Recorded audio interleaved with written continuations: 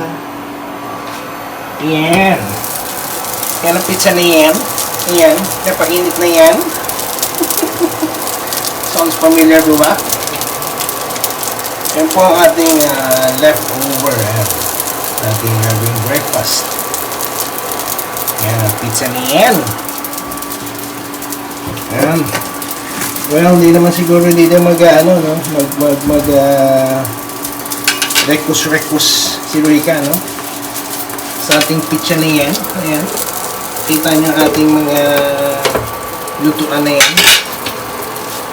Maitim lang po ang puwit. Natural lang po yan.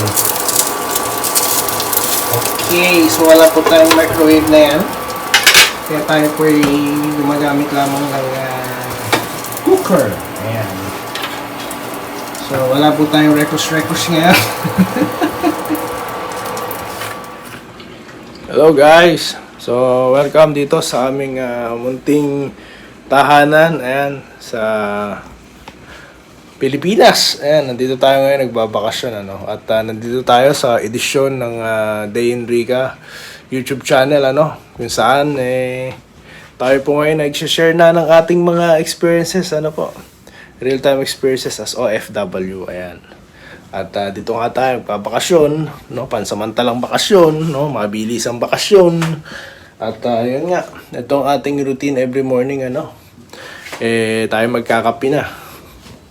At ayan, tayo nagpa-kulo na ng ating tubig. Ayan, tama ya. Magko-coffee na tayo. At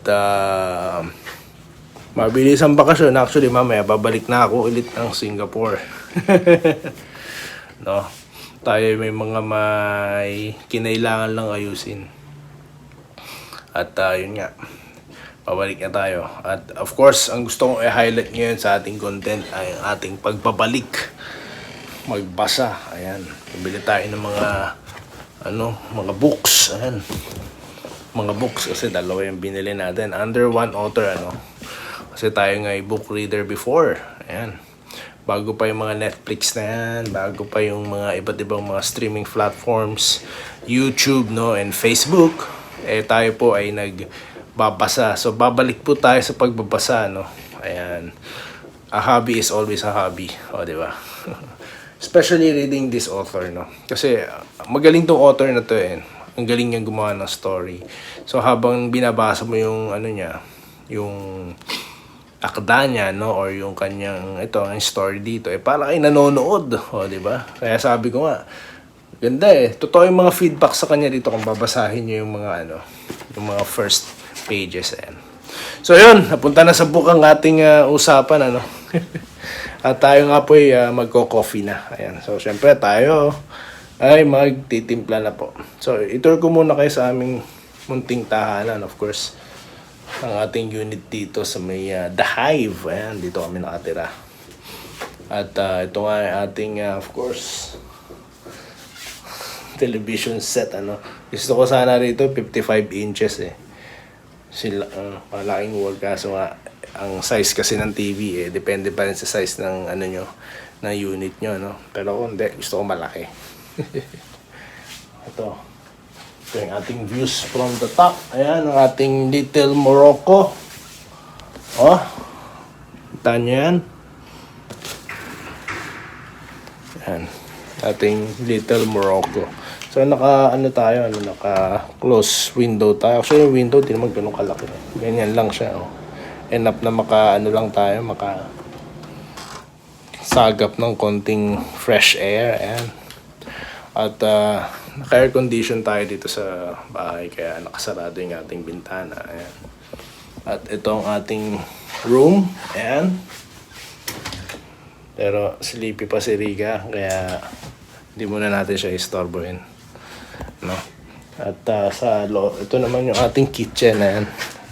Oops. Ito yung ating fridge, no? Medyo malaki siya ang fridge natin. Ayan, medyo malaki yung fridge. Kasi ito yung ating sink. Ayan. Ayan. Simpleng rice cooker, of course. At ito, yung ating lutuan, ano. So hindi tayo pwede mag-gas dito. So lahat is, everything here is electric. And ito yung ating kalimutan ko yung tawag. Ito yung ating CR. Ayan. Oops, puro labahan. Kasi wala tayong dryer dito, no. At yun nga, kasi tag dito, wala rin tayong washing machine from the meantime. So everything here tag dito, pa-laundry, no, para pagkalaba tuyo na kagad, or hindi kaya ito kamay. Kinakamay, tapos sabit na kagad. So ganun lang, improvise. So yun lamang ang ating first part, no, at tayo magko-coffee na. Ayan, it's time for breakfast. Of course, coffee. Ang coffee na yan. At ang ating, ayan, pinainit na pizza. Ito ang ating breakfast for today, no.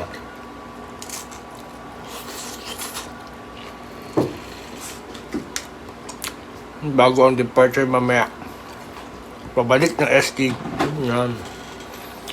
At Siriga, ayaw mo nang humarap sa camera. Okay, tuloy ko muna to. Breakfast.